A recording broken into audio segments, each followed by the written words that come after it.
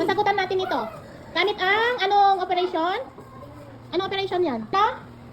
Times o multiplication. Ano? Answer nyo na.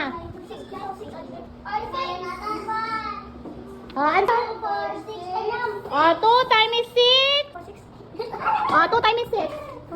Pagtaimisin mo. 3 times 6. 4 times 6. 10 times 6. Anong sagot? 5 times 6. Anong sagot? Sagutin nyo na. 1 times 6. Anong sagot? Magsulat na kayo. Dala-diretso na yan. Oo, sulat na. Ganyan kan. Kuha ka dun. Sulat ka na. Shell, dala ng kamay. 9 times 6. Ilan? Isulat mo na. Oo, next na ulit. Ano na, next na matapos. Dala-diretso na yan. Saan ka? Tapusin mo na yung dala-diretso. 9 times ano? Sige na, dala-diretso ka na. 9 times 6 ilan? Ha? Tara? Basahin mo. 6 times 2. 12. Kita mo kata.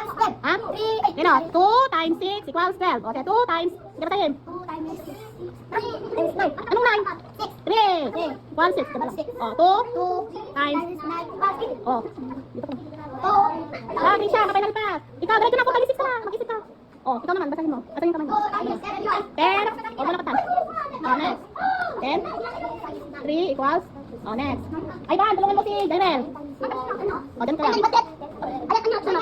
Sige, tulungan mo. Sige na, 4 times 6. Kaya na, po ka na. Bilang ka. 1. Mamaya, basta ka dyan. 1. 1 times 2. Next. 1 times 7.